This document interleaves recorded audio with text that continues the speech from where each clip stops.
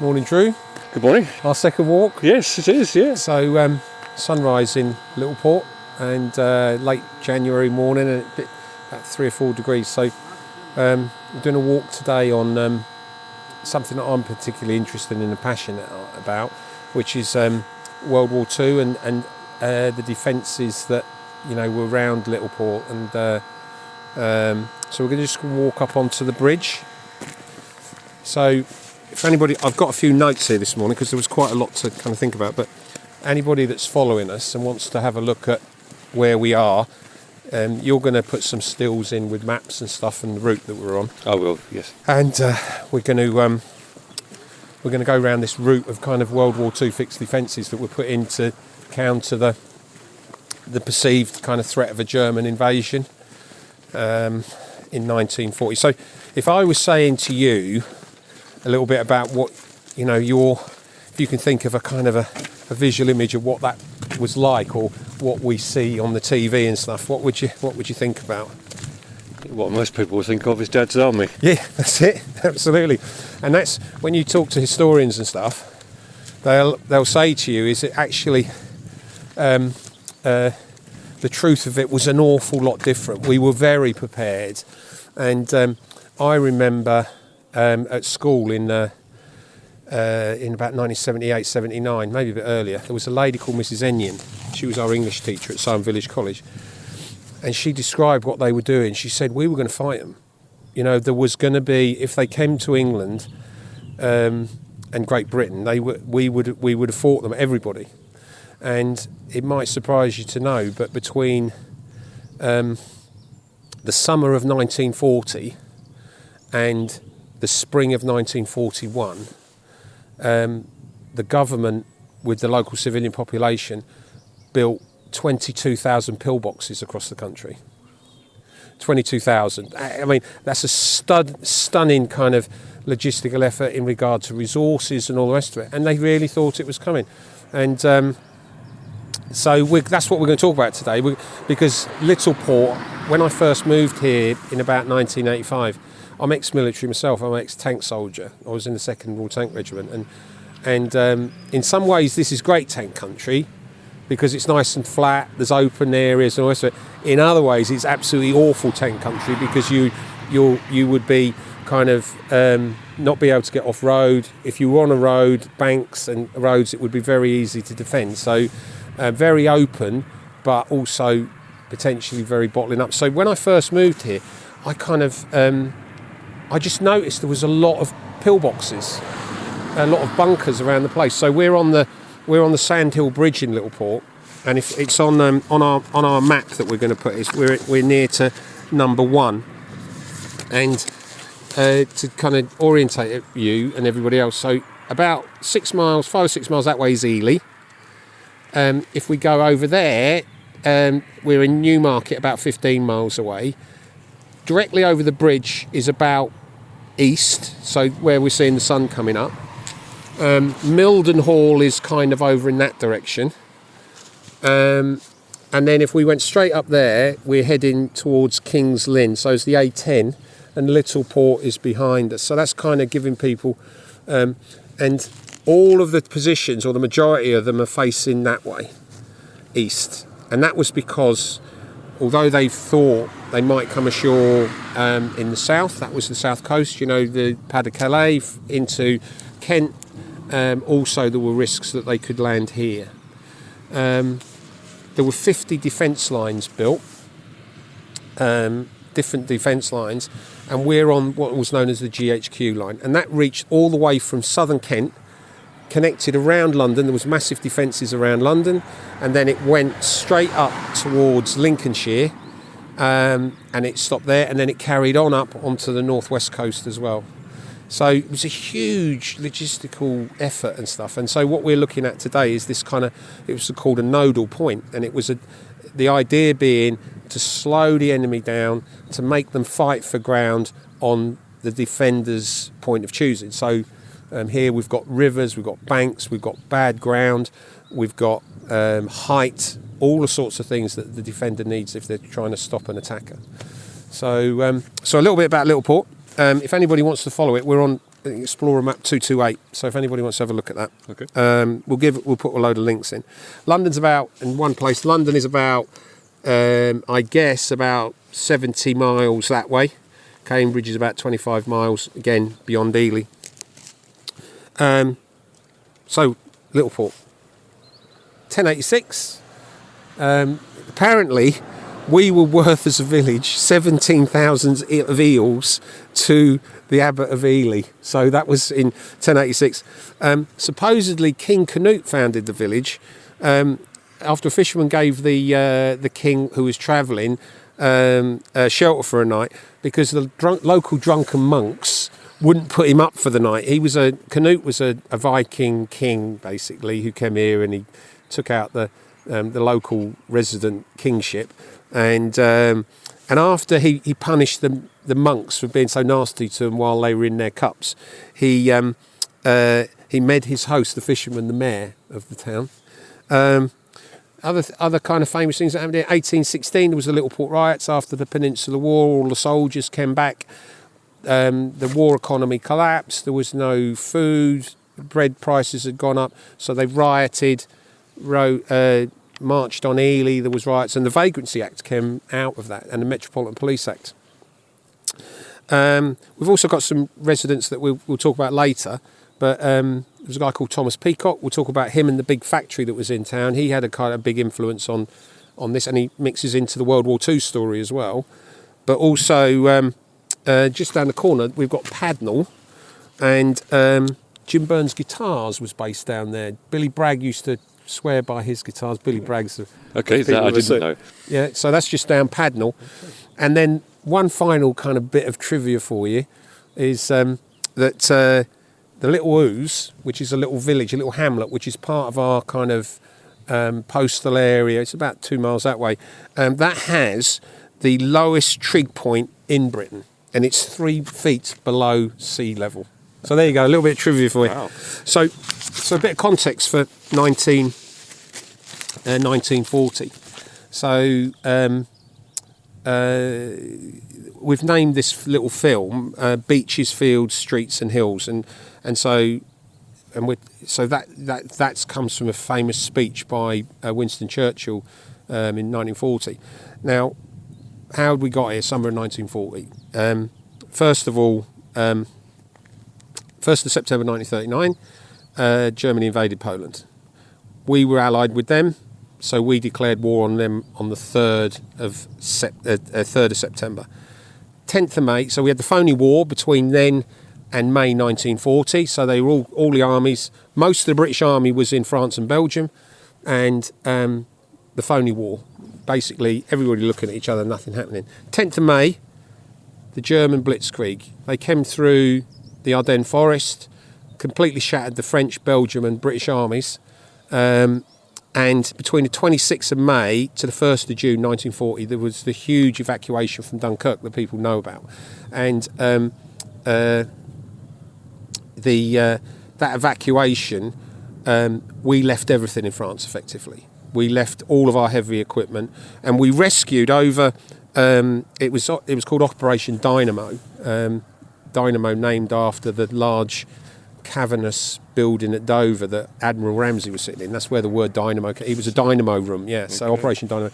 So the little ships we all know about, they brought the troops back. They brought nearly 500,000 back. But we lost, and I put some numbers down. We lost 61,000 killed or captured or wounded. We left behind 72,000 vehicles, 2,500 field guns. We lost 180 aircraft, and that massive amounts of ammunition, 880 field guns, which would be enough to equip 25 regiments of artillery. We lost 310 large guns, 500 anti-aircraft guns, 11,000 machine guns, nearly 700 tanks, 20,000 motorcycles, and 45,000 motor cars and lorries. We left everything. And basically, what the men came back with, some of them, if they brought rifle back, they were lucky. And that's what we were then facing in 1940. So basically, the army's back, the troops have been rescued, but we haven't got anything to fight with. And so they're saying, what are we going to do? Because if the English Channel hadn't been there, the Germans would have just steamrolled it in. And but we had the English Channel saved us yet again, and as it had in Napoleonic times, and so that's what we were facing in 1940. And so what we're going to do is walk around now and look at the various fixed positions that are still in place. Cool. Sounds good. Cool.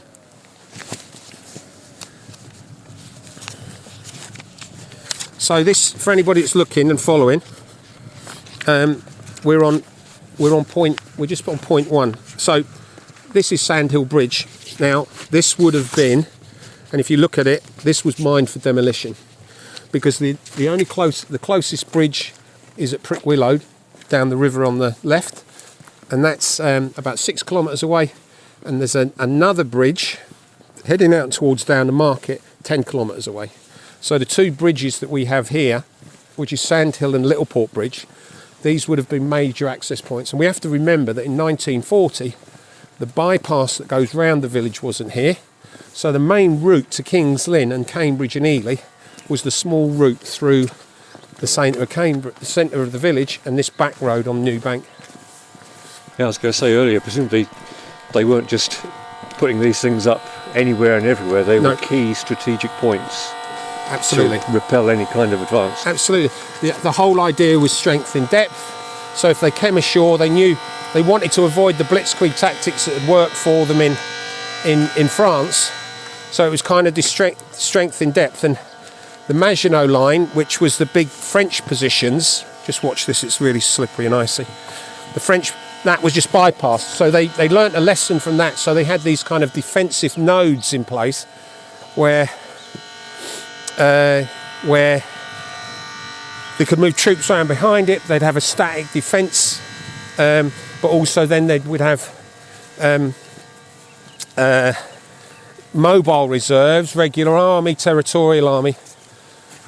But at that time we were literally on our knees, and so the LDF was formed, which was the local defence volunteers, and the local defence volunteers, it was like Dad's army. The bit where you see the only piece of uniform they issued was an armband with LDV on it.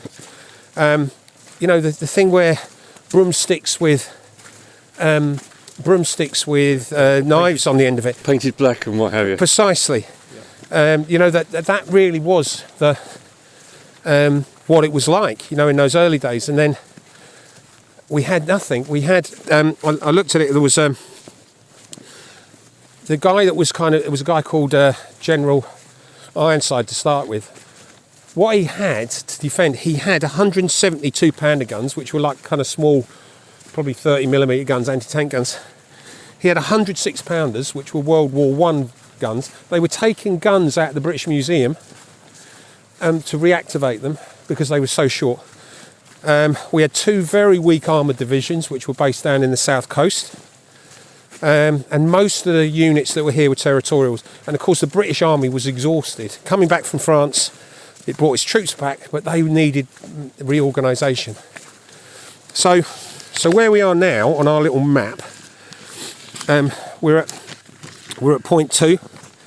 So point 2, if we move a little bit further along, just a little bit further along.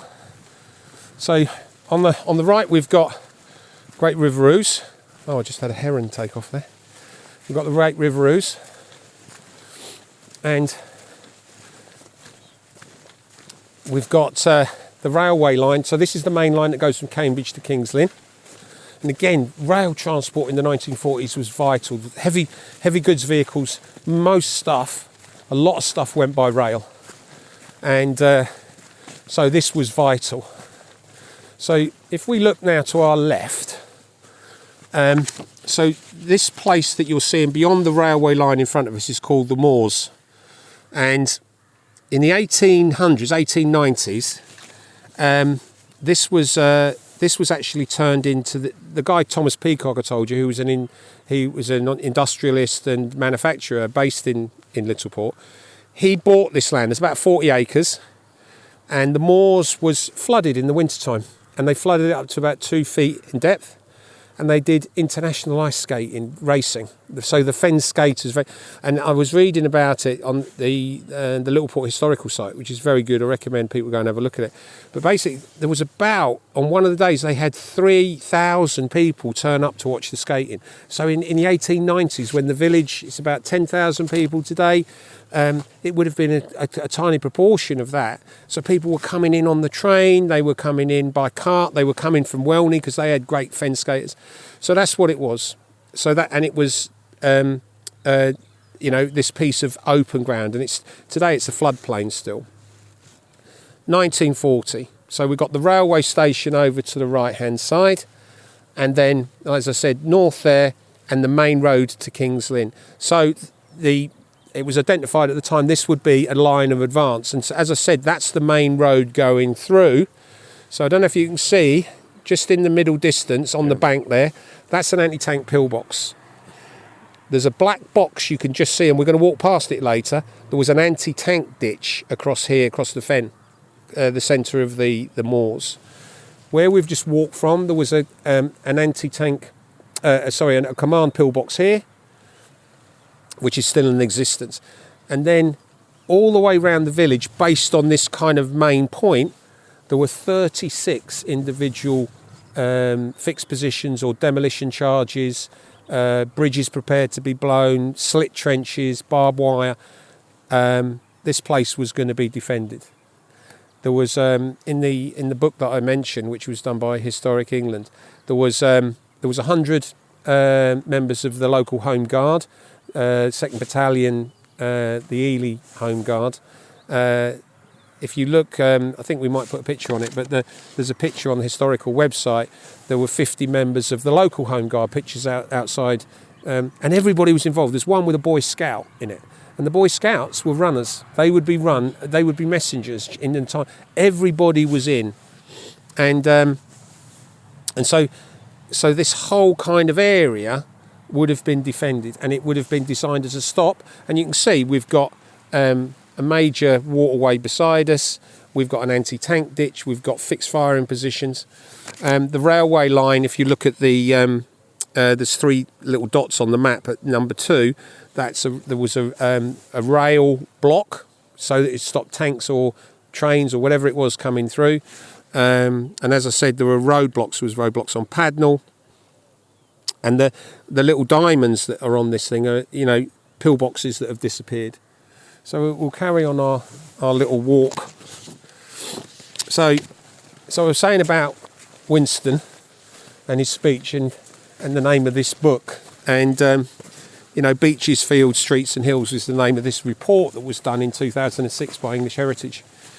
And so it was this book, it's great. I mean, we'll put a link to it in the film, but it shows where all of these were and what the plan was. But Churchill, on the 4th of June, so we've got all the troops away, everybody's got back, and there was euphoria. Only the British can celebrate a defeat. We're good at it. So the people are kind of saying, how great! The Germans have kicked our butts, and we've left all our equipment in France.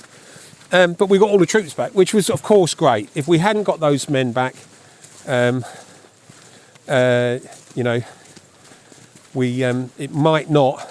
may well. You know what? I just seen something, Drew. If you come back here, I said there was a rail block.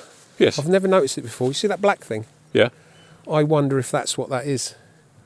That would have been moved onto the railway line. The black thing, you see it's on legs? Yes. I wonder if that's the 1940s barrier. Maybe. So I assumed it was something to do with the railway. Yeah. Well, we might have a look at that if we can get, because we're going to gain access over there later on, and just we can have a quick look. But anyway, he said about that, this kind of snatching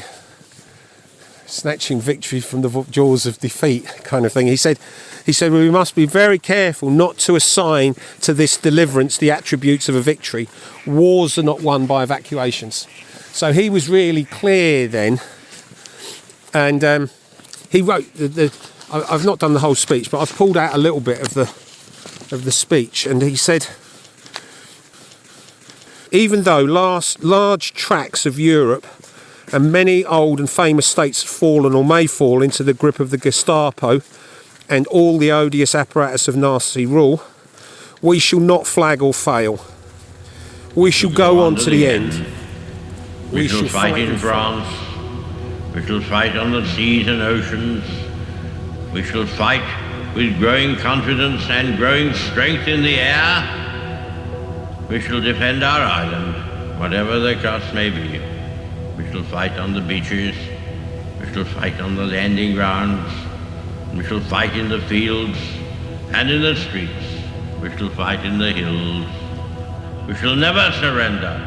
And if, which I do not for a moment believe, this island or a large part of it were subjugated and starving, then our empire beyond the seas, armed and guarded by the British fleet, would carry on the struggle until, in God's good time, the new world, with all its power and might, steps forth to the rescue and the liberation of the old.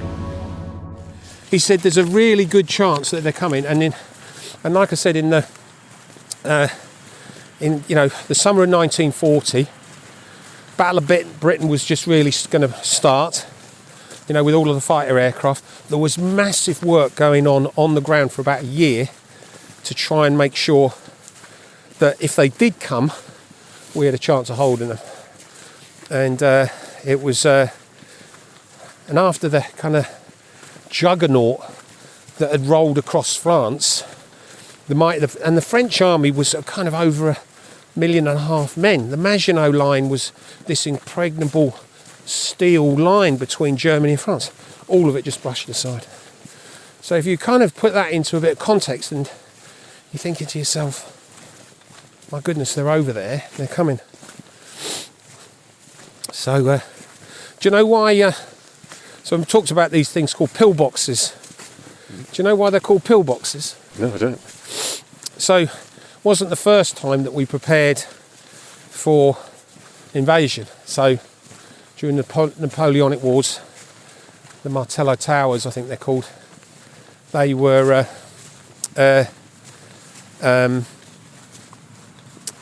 built to kind of protect against the potential, because Napoleon did want to invade. He kind of created the barges. He was building barges. He massed his grand army in the Pas de Calais. So there was that. First World War. It wasn't seen as much of a threat, but it was still considered a threat. So on the coasts, these defensive positions were put in. And at that time they were quite a simple round structure. And they had this kind of little kind of oval lid on the top. And they looked like a pillbox. So and the funny thing is around that is that post 1918, just before the start of the Second World War, maybe the Antiquities Commission or something like that were looking at all of the fixed positions to say if they should start to preserve them, because a lot of these things now, and that's why Historic England did this survey in 2004, was because they're starting to degrade. They're disappearing. They're being swallowed up in housing developments and stuff. So they started this kind of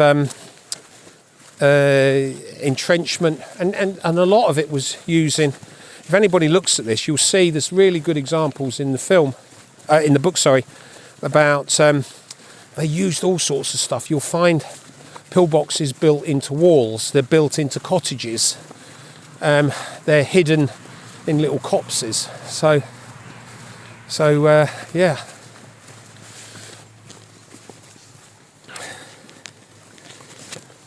So yeah, we're walking now. We've walked with Sand Hill behind us. So we're not far now from the other road bridge, Littleport Road Bridge. You can just see over there on the right, you see a car going over the bridge there, that's Littleport Bridge. So these two bridges, of course, you couldn't just destroy them because they were required for military traffic. We needed them. Absolutely. And so agricultural traffic. But what they did is they prepared them all for demolition. The other great fear in 1940 was kind of fifth columnists and who were kind of agents provocateurs, people that would come behind the lines, do sabotage. It was a bit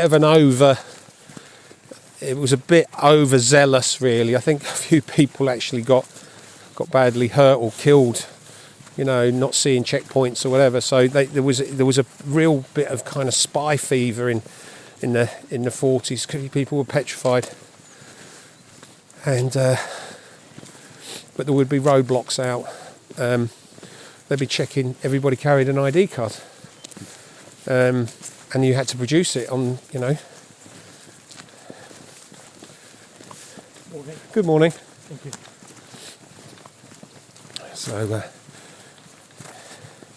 we're on a public footpath here, so it's and this brings us now down to the back of the haven, which is the little marina and port, Littleport Marina. There's no real existing sites still here, but there was marked on the map. If we look at point 3, there's so we're literally we're on point 3 where that yellow triangle is, and there was a pillbox there. Now that would have been covering the river and covering the other side of the river, and there was another pillbox on the other side. They had lots of different types of pillboxes. They had and they were, because they were being built so quickly, there were local variants. So they would be sometimes based on the ground, so actually trying to fit something into the space that was available. Sometimes it was just kind of local designs, because the area was the whole country was divided up into command areas, and we were in the Eastern Command area, and you had the south, west, north, and northwest, and so there were local variants. So, but the standards were really infantry type pillboxes, which were, as it sounds, just for a section, maybe 5, 7, 8 men. But around that would be maybe other slit trenches supporting fire. Right. Those might be then protecting a wider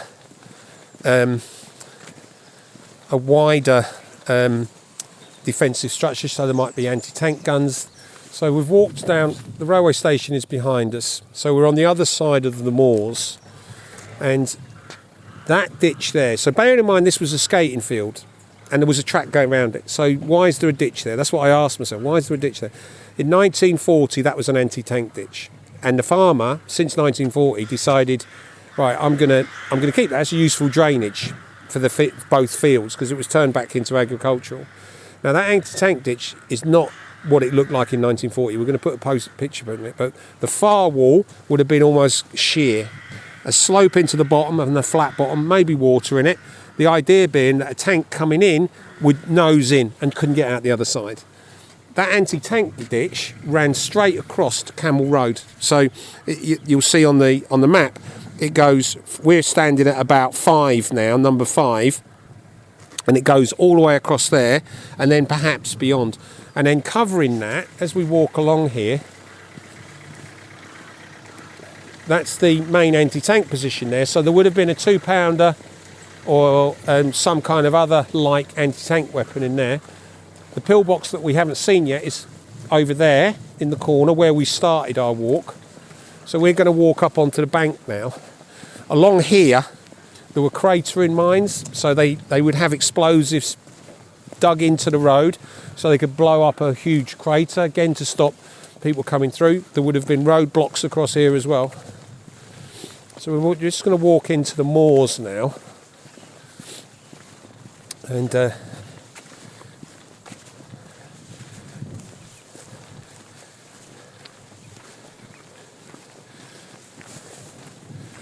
I'm going to point something out to you. So if we go around the other side, actually, we'll probably be able to see it a little bit there. A bit closer. Now, it's actually not marked on the map. English Heritage missed this. If you'd look at it, I thought when I saw those, because you see them dotted around, there's one outside Ely railway station, below the railway sign, as you go in, on the if you're facing the railway station going in, it's on the left-hand side. There's one outside Ely Beat Club. There's another one up the road here. And it looks quite modern, really. That's 1940, and that's a spigot gun position. And what happened with that is on top of it, they had a thing called a blacker projector. And it was a very rudimentary thrower of rockets. Range of about 100 metres. Manned by 2 or 3 crewmen. We're going to put a picture of what one would look like. There would have probably been some kind of surrounding sandbags or position. It's dug in a bit here. And this would have been supporting the roadblock. Suicide mission, really. They had 20... Round Littleport, they had 20 of them. And I think... because it says in this book, it says... there were 20 spigot guns. They were very cheap to make. So I said to you at the beginning, we didn't have any equipment left. And so they were making stuff up as they went along, really. So they said, this is better than nothing. But 100 metres, I can tell you, as a tank soldier, if you're within 100 metres of a tank and it's coming towards you, that's pretty close. And that's the maximum range of it. Right. Probably you'd need to be within 50 metres of it to really have a good chance of knocking it out. And then once you've fired one rocket, they know where you are. And you're stuck in a hole there with your mates. Yeah. You know, a lot of this was kind of really quite rudimentary stuff. But it was all they had, you know. And that kind of fight them on the beaches stuff, and the knives on the end of broomsticks, it wasn't far from the truth in those early days, you know. One of the biggest, I read about it, is the Americans were already kind of chipping in, and they sent something like 200,000 rifles, and in kind of mid-1940, late 1940, that's how bad it was. We didn't even have enough rifles for people. And those were then rushed out. Infantry, modern infantry, which they would have been, was you need light support weapons, you need kind of machine guns. You know, we'd left thousands of them in France. So we just didn't have it, and the manufacturing capacity would have been ramping up, but in those early days, we were literally naked, you know, that's the truth of it. So if we look over to the left of the moors now, you can see why this would have been such a good position. So you're protected on the right by the river. You've got that single track road that's coming through. And we're just approaching this pillbox. And I said to you there were different types. Now this is a Type 28. And the 28 had various variants. They generally had one aperture at the front. The gun would be wheeled into it, whatever it was. And it was a kind of a fairly substantive structure, about 3 foot thick concrete, brickwork, some reinforced with steel. So this is open still. Some of them get blocked up, but this one is still open. So we're going to just go in. Just be a bit careful when we go in, because it is a bit slippery.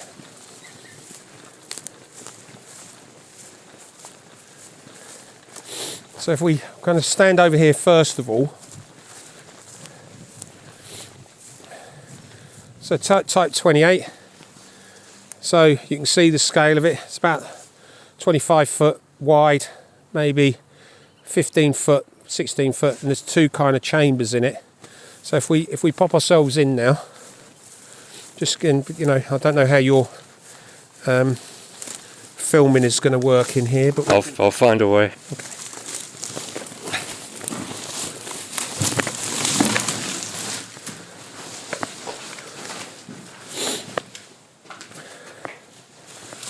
Do you want me to hold it?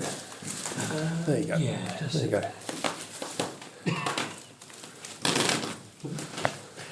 Yeah, got it. So, if we look through here, this is the aperture out. So, mounted on here, I'm not sure what it would have been, but you can see some of the bolts still. So there would have been some kind of mounted weapon. I don't know what type it was at this point, but it was some kind of anti-tank gun. Some of these positions were, they had a Lewis gun. Those were the big fixed machine guns. So what was actually here, I don't know. These little firing slits, there would have been infantry people in here as well. So that's looking out towards the river. And then if you come in here, this would have probably been a storage area. But yeah, again, two revetments really, stopping the bunker being outflanked really. So you'd have a couple of infantry guys in here that would be firing out from one side, covering the sides and all the rest of it. And you can see the fixed concrete slabs that went in onto the top. So poured concrete and then brickwork on the inside. And then there probably would have been, at the same time, as I said to you before, there would have been trenches, probably barbed wire, entanglements and stuff to stop infantry getting in. And then again, like I said, that's the anti-tank ditch in front of us. That's what this is covering. So again, giving you a bit of reference, railway station, the east, railway line with the block, the pillbox in this corner, and like I said, there would have been probably barbed wire and various other things in front of us.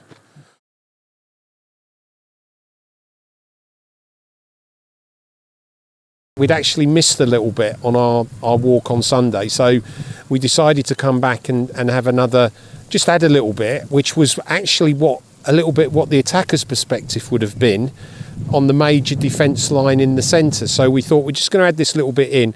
Weather's a bit different. Just a bit. It's dry though. Yeah, absolutely.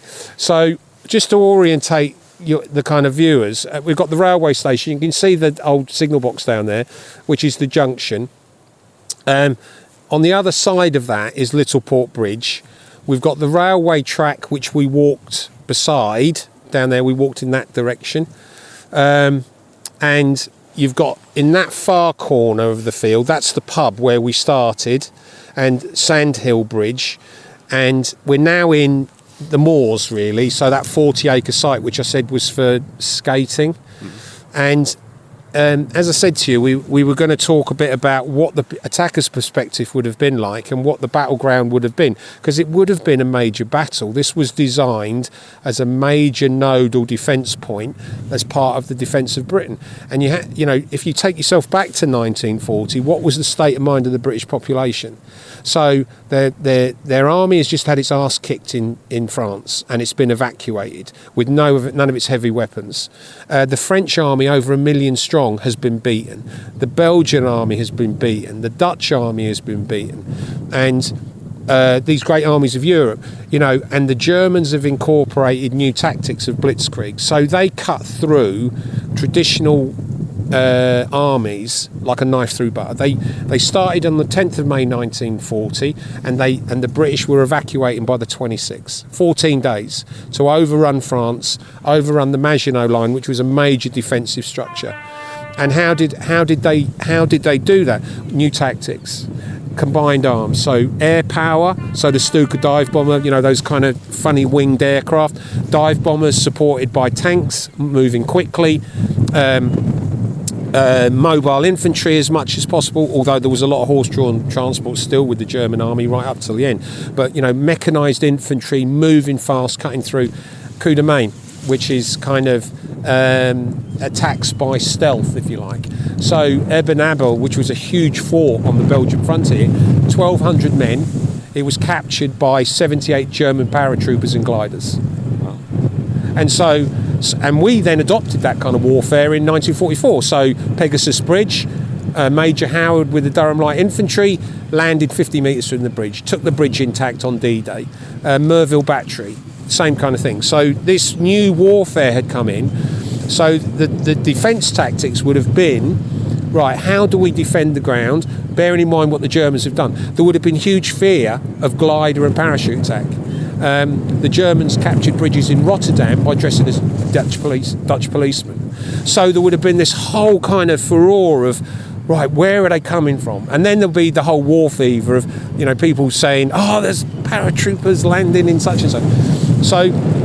So that's the kind of context of what people were thinking about. So the defences are all being built.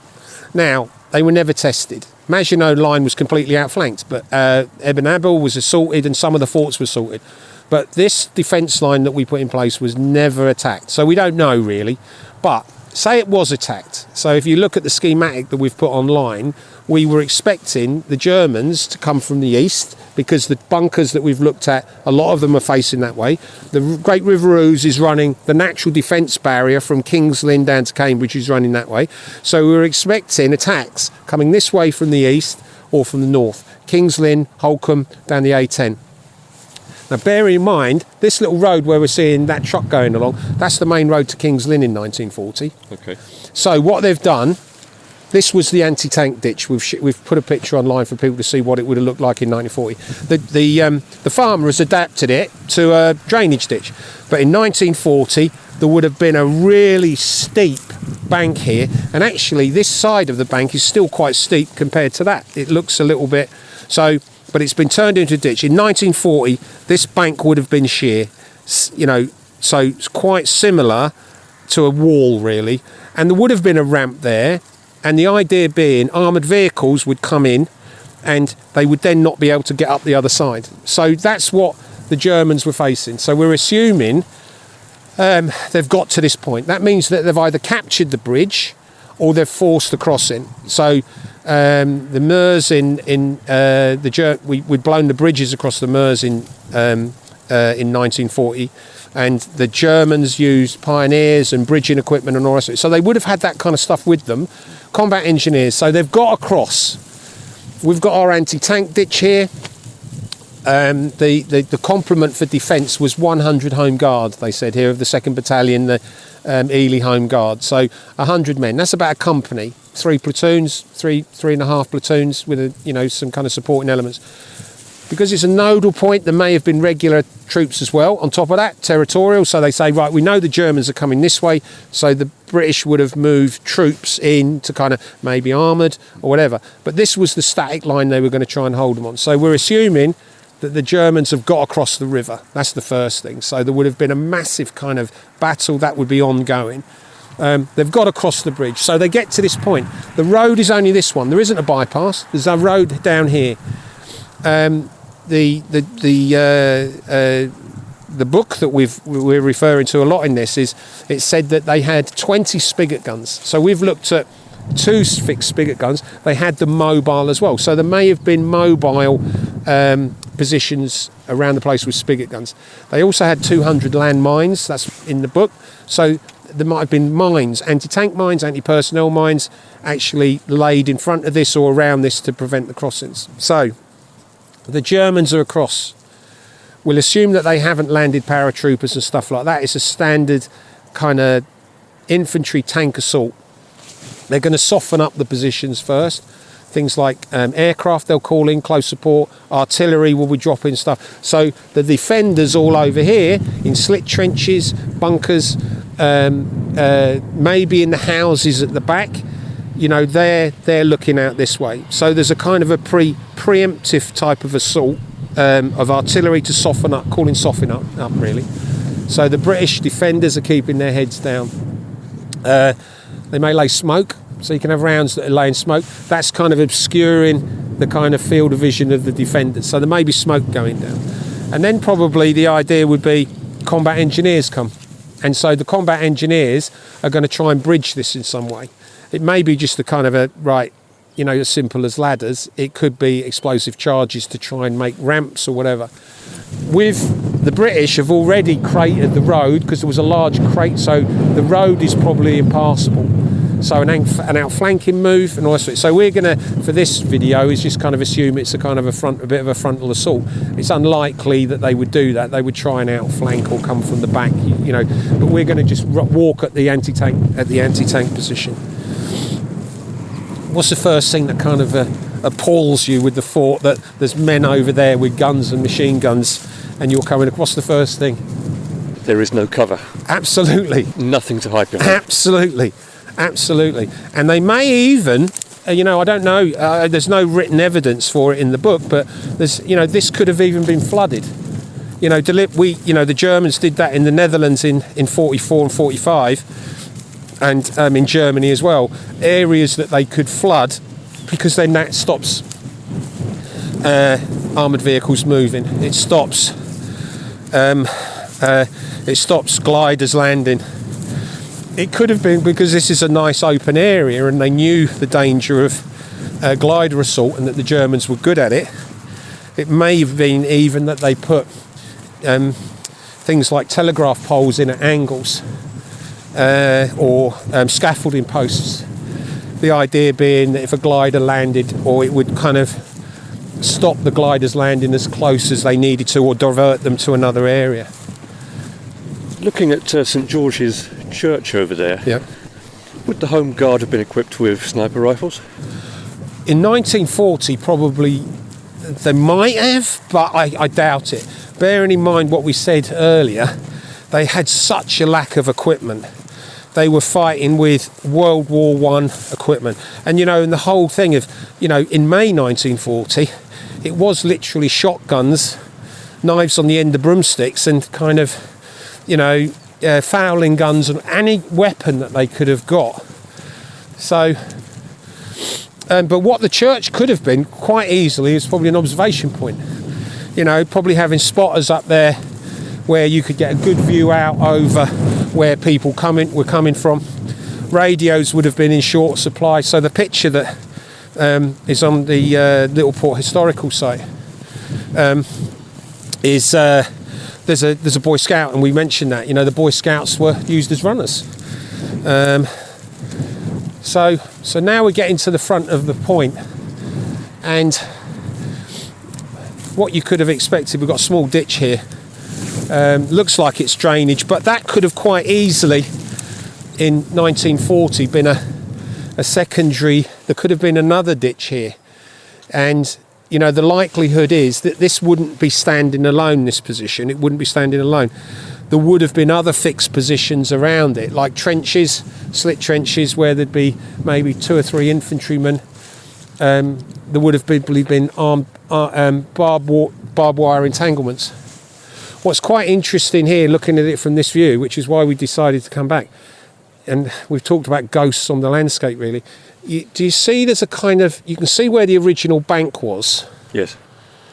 And do you see that there's a kind of a bit of a ramp here? Yes, yeah. Now that could be just the outfill, but I would suggest that there was probably something else put in around here, some kind of perimeter bank, a burn maybe to further protect or camouflage the position. It does seem to be evenly tapered. Yeah, it's not kind of, and they've probably done it for a reason. There was probably and as we said as well, a lot of it was localised. So we're now looking at the front end of the bunker, Type 28, and anti-tank gun in there. So why has it got such a big hole in it?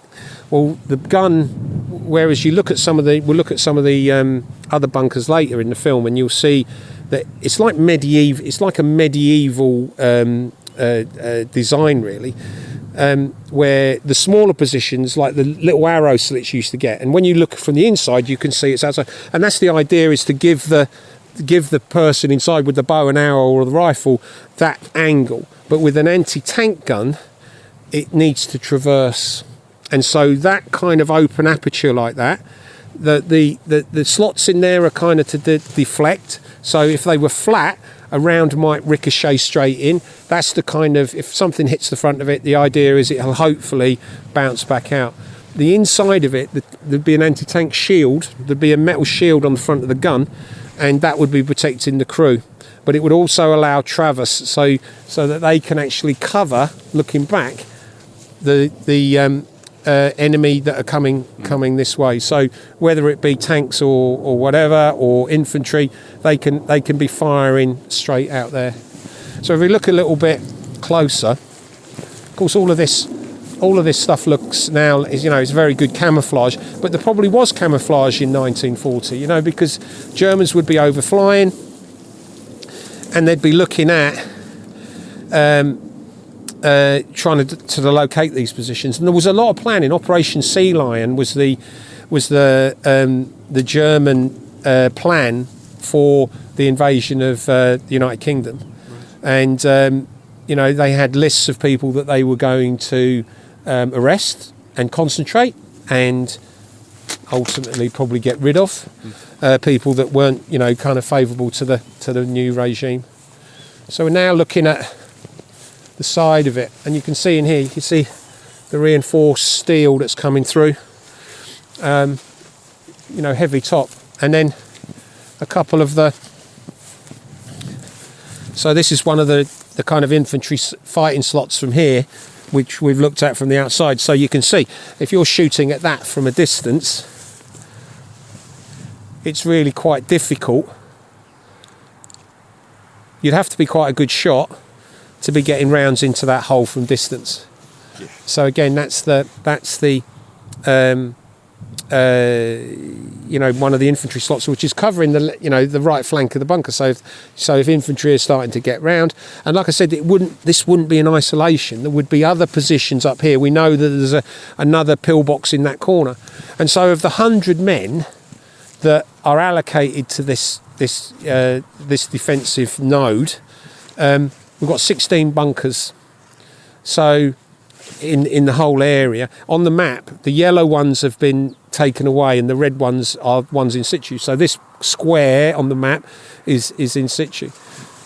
So you're talking about probably half or 3/4 of the battalion manning some of these pillboxes. And then it would have been a flexible defence as well. They would have, so if the guys got back over the water, those would be redeployed. And then, like I said, other units in the local area. A battalion is about 600 men. That's Ely Battalion. So one company was here. That means there's about another 2 or 3 companies that are allocated elsewhere in the Ely area. Maybe 2 companies defending Ely, outlying villages and stuff. So we've walked along the bank now, which so we're looking back towards the railway station, railway line here. We just thought we'd have a little walk into this corner. We did have a look over the fence just to see this pillbox in the corner. Probably put in place to be facing towards the bridge, because if you get a look, the back door is on this side, so it's kind of partly covering the bridge, partly covering the field. So it's probably got covering on a couple of points. You can't see a lot of it because of the bramble. But then when we were talking about the outflanking, that's really to kind of stop this line, because the bank, if infantry are coming down here or armoured vehicles, there's a cover here. So it's kind of giving, and probably in this corner here there would have been other kind of fixed positions,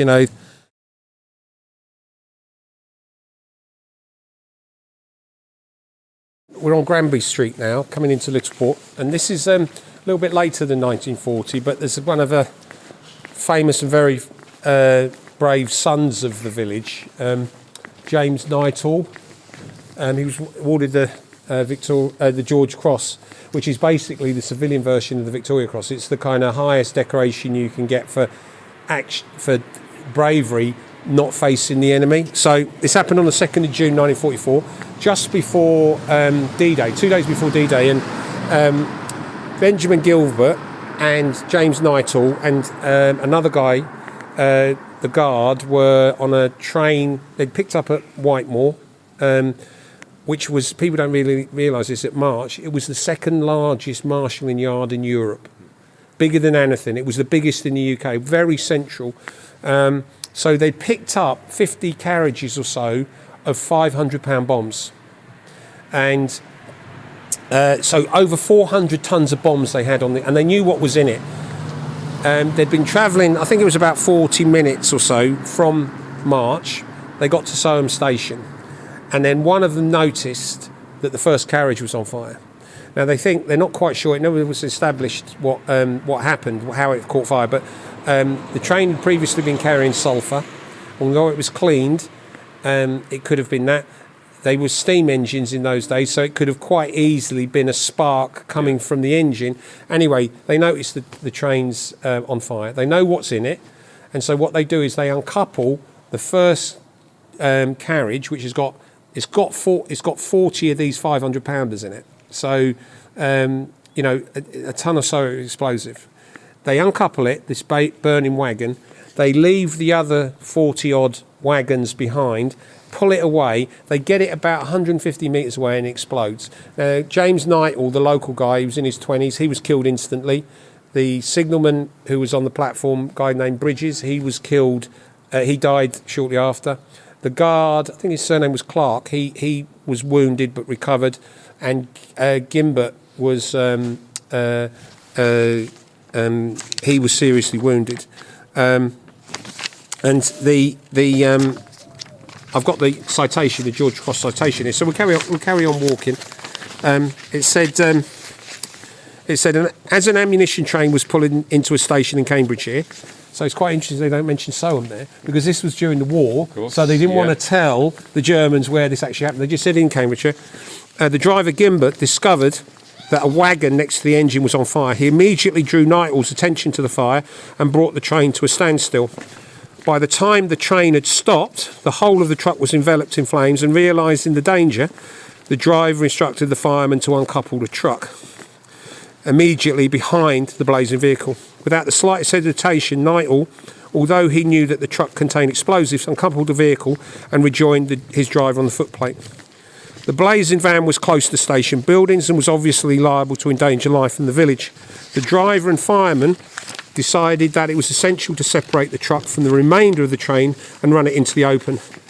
Driver Gimbert set the engine in motion, and as he approached the signal box, he warned the signalman to stop any trains that were likely to be involved and indicated what he intended to do.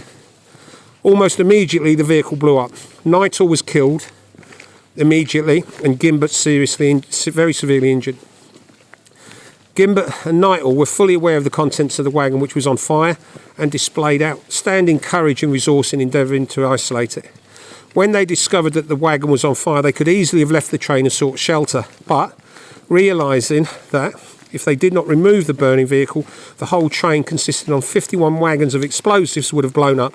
They risked their lives in order to minimise the effect of the fire. There is no doubt that if the whole train had been involved, it would have been, but for the gallant action of the men concerned, there would have been serious loss of life to property. So, this was just before D-Day. These bombs were being moved from the marshalling yards, probably going to bomber stations somewhere on the east coast.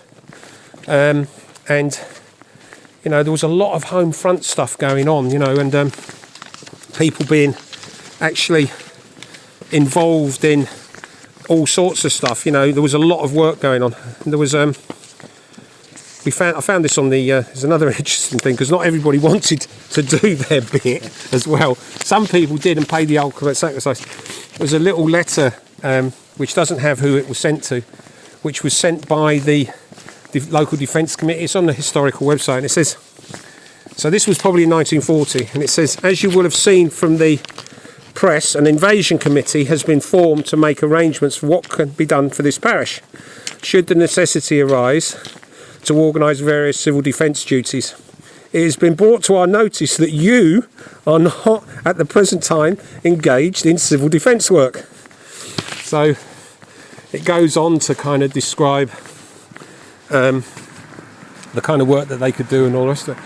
So it was this thing, it wasn't Dad's army, it was really deadly serious, and people that weren't involved were being, come on, you need to do your bit. And then, like I said, some people paying the ultimate sacrifice. So we're now walking down towards where we started the walk, and we've got 2 more things to see, and we'll go from there.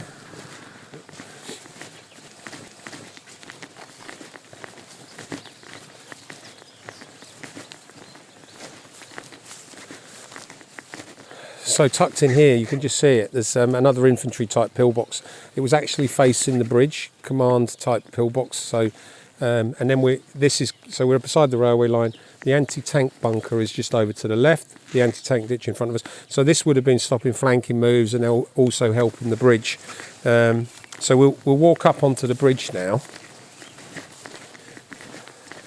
It's quite funny because when you read the history of after the war, the government paid reparations to farmers, and they would give them money to try and dismantle a lot of these things.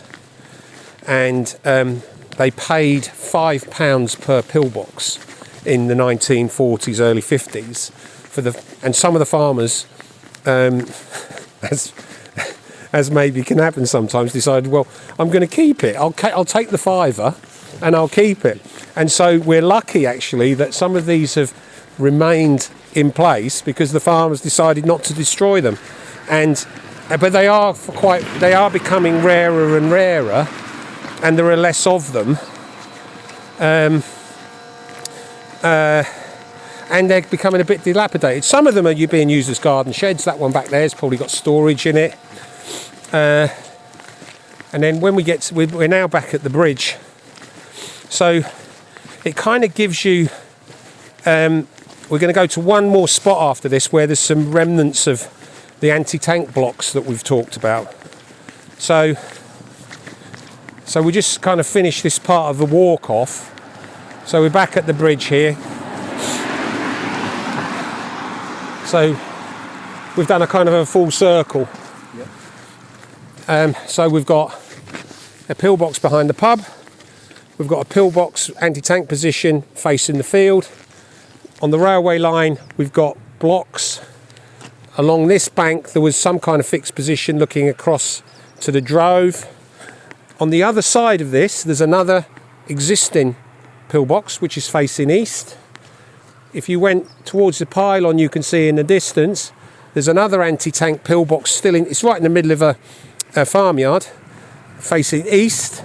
There were 2 supporting pillboxes. Those are marked on the map that we've got online. And then this bridge would have had some kind of road obstruction, so probably control point with sentries, and also the place was mined for demolition. And then the bridge up at the Littleport Bridge, exactly the same. So it wasn't Dad's army. It was a really serious effort to stop whoever decided to come. We're now at point 9 on our little map. And this is the A10 road, and just over there you'll see Littleport Bridge. So that way King's Lynn, the other side of this bank the river, Littleport Bridge, and then Littleport Village here. So this has got marked down evidence of anti-tank obstructions and roadblocks. So that's what they are. That's 2 there. So those are World War II vintage. Those would have been across the road as it was then. They're quite small actually, but they may have been the more portable ones, and the hooks you can see on the top of them are presumably how they lifted them. You know, they would have some kind of lifting device. I don't know if this is one here as well. No, that's just a post. But anyway, these would have been in the road and would have been obstructions, stopping vehicles, controlling vehicle traffic.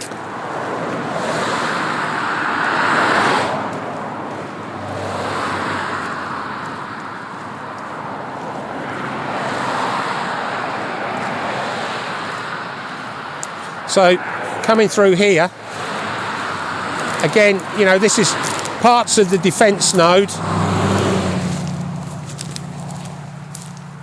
And if we come into here, just watch the trees droop.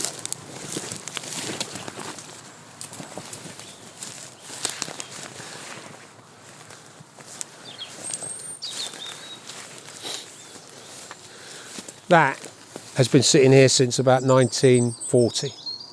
and was probably on the road, and that's what it was. It would have been a block dropped over to there. So supporting that,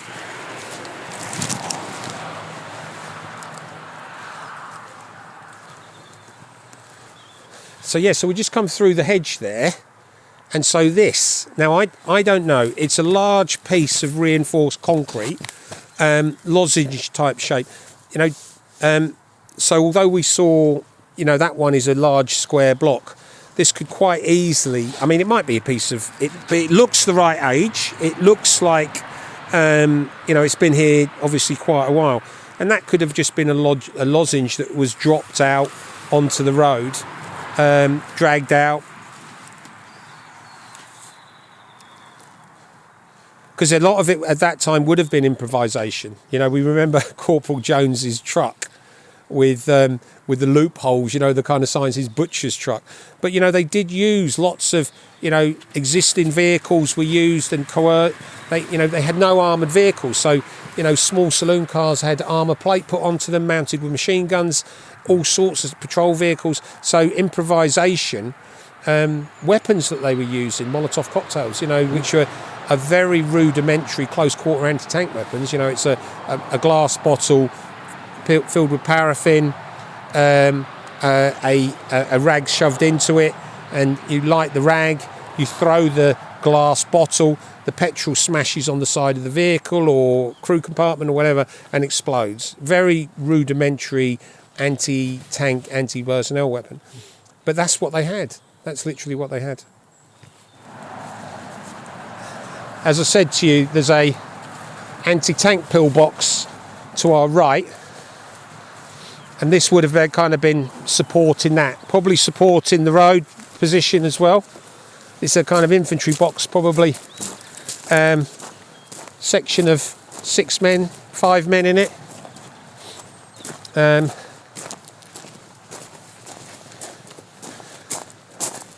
I came across here the other day and the guy let me come in onto the site to have a quick look at it. So again, to orientate people, north up that way, east that way. This is facing almost directly east.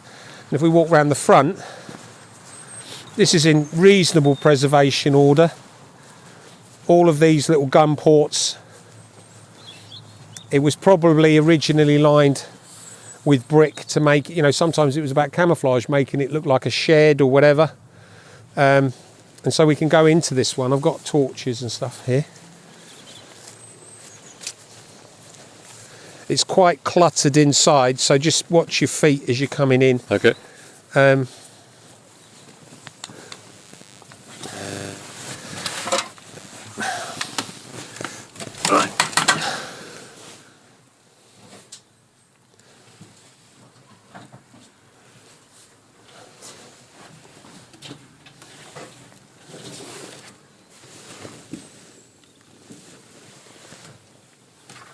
So what we've got here, we're inside this kind of infantry pillbox. Oh, we've got a little swallow's nest in here. So the idea of this, you'd have, like I said, 4 or 5 men in here. You've got all-round defence. So there are slots at every single angle. This thing in the centre here is basically a blast wall, which if a grenade or something entered in this side, it wouldn't hit people and ricochet around. So the idea being that this would protect the, if something did fly through one of the windows, it wouldn't ricochet around, or it wouldn't kill everybody in the position. So if you look at it, it's kind of shuttered type concrete. This, as you look out, I'm not sure there would have been a mount of some kind being put into here. With these boards, this is in quite good nick really, but these boards, would have probably been put in 1940, and like I said, heavy investment in kind of brickwork, concrete, this heavy concrete roof. These, if you look at the size of that wall, we're talking about 3 foot thick. So again, it just kind of decries that thing about whether I'm just looking on here to see. I haven't really explored this one very well, but I was just going to look on here because sometimes you get bits of graffiti on them. You know, some of the pillboxes you come into, and there's kind of signage and stuff like that. So, yeah. And these things now, you know, they're becoming, you know, they are starting to degrade, but they're the castles of the 1940s.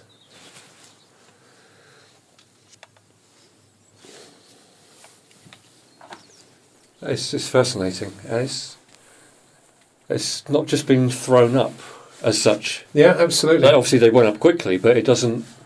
Yeah. You know, if you want to talk about workmanship, actually, it's finished better than some houses. I've seen. That brickwork is really quite good. Yeah. You know. So, and you know, that's on the inside, and you know the shuttering that's done. You know, the roof work and everything. And if you if we go outside now, again, be careful coming out because it's just been used as a bit of a dumping ground.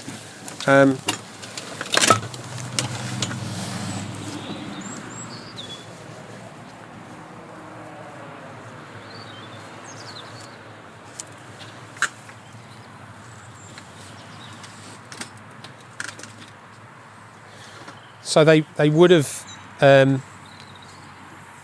You know, there would have been camouflage around here. There would have been trenches. If we just step on the bridge, we can get a view of the side of it. Again, very slippery, so just be a bit careful.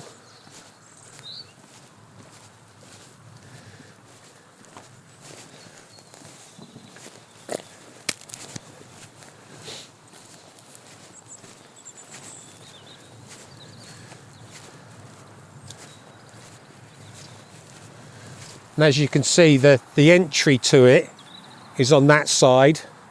Quite a good view of the you know, the frontal positions there. So the firing line would have been out this way to the east.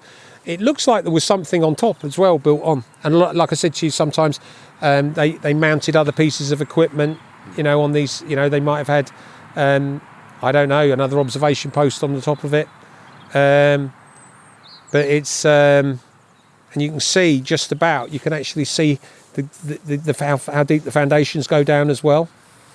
Can you see there the edge of it? The moss on. Yeah, absolutely. So there's probably something like 3 or 4 feet of deep foundation there as well. Some of the ones you see in the Fens tend to tip.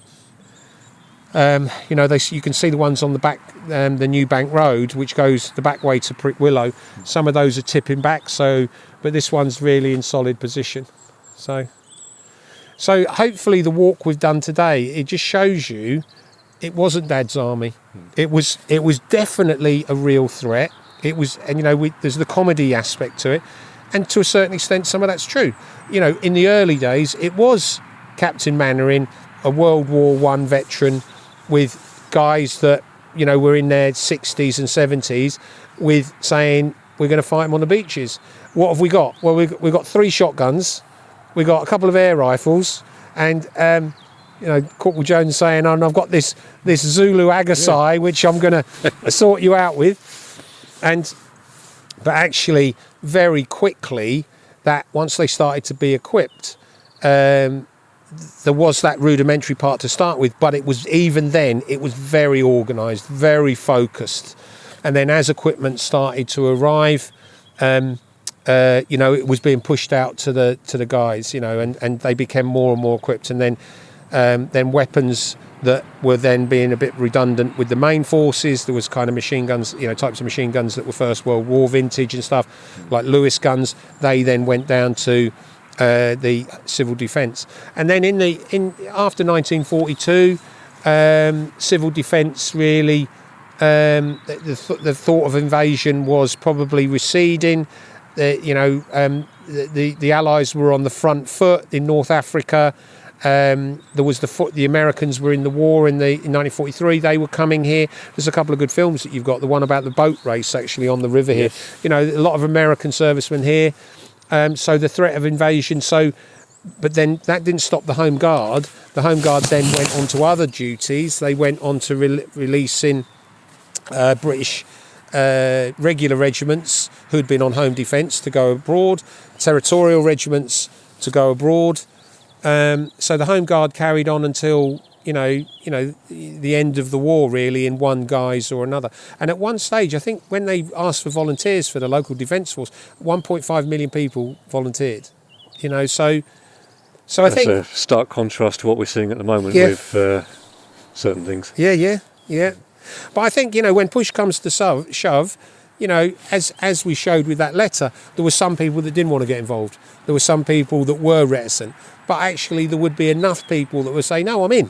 I'm in the game." And but you're right. There is that kind of view of some people would say, "No, I don't want to be involved in it." But hopefully, thank you for your company today. Thank you for inviting me. It's nice to have you back on again. Well, hopefully, people have learned a little bit about what it was like. And Littleport, if you look at this book, we're going to put the links to it afterwards. They're in lots of local areas, and you can go and explore this stuff. It's there and available, and so we'll leave it there. Yeah, well, this won't be the last time we do this. We'll meet up again. We'll do something else. Great, lovely. Yeah.